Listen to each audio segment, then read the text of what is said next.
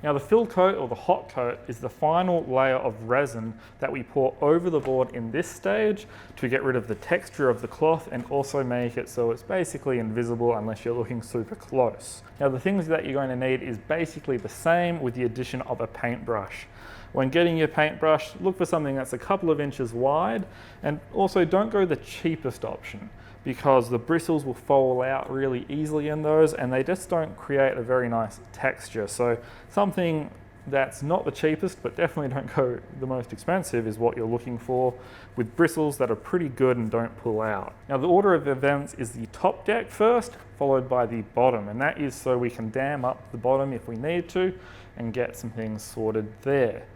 Because we're doing the top deck first, the first thing we're going to do is mask the bottom. Now the idea with the masking is basically the same as we did the laps, except this time we're going to try and get it as close to the edge as possible, because it will make it easier to not have to cut back anything before doing the fill coat on the bottom. So here I've just got some packaging that I'm reusing as a bit of masking, and I'm going to go over it with packing tape and get it as close to the edge as I can.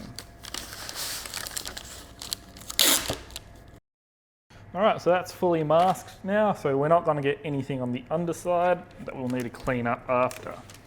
Now while we have the tape out, it's a good idea to just try and prepare your brush a little bit by pulling out any loose bristles. So with that, get your tape, wrap it around your fingers with the sticky side out a few times, and then with your brush, you're just going to basically dab it onto the bristles and pull out anything that's loose. Now, this is a fairly decent quality brush, and in this case, nothing's come out, so that's good to go.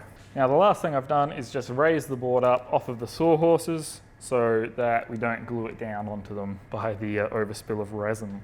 So just like before, we're going to mix up about 350 grams of resin into a cup, and then we'll pour it over and we'll do our fill coat.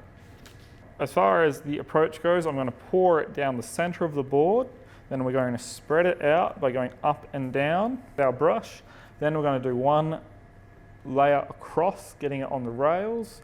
And once we've gone across, we'll do the final up and down, really making sure our rails are full, and then working up and down the board just to level it all out. That is really the maximum you want to do. Any more than that and you will risk ruining your finish.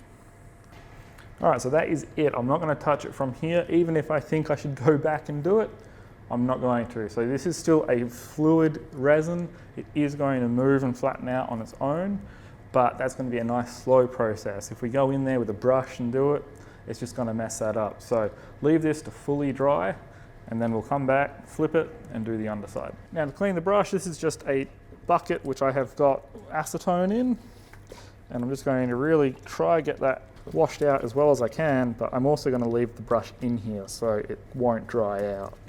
Now to do the underside, it's basically a rinse and repeat. So I flipped the board over, I removed all the masking, and where the tape kind of met the edge of the resin, I've just gone over with a bit of 80 grit sandpaper and a sanding block to smooth it all out.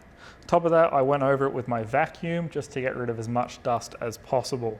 So with masking, I'm just going to come just to where the rail tucks under the board essentially. So it's basically just wherever the rail starts to get tucked under.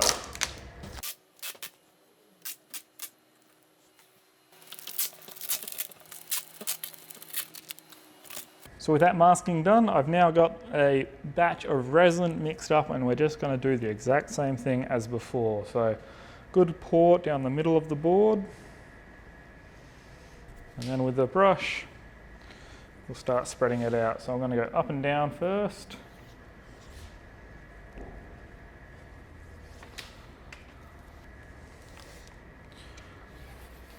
Now we'll start going side to side. So once we've gone side to side, we'll come and touch the rail, get that nice and smooth. And then one last run up and down the board.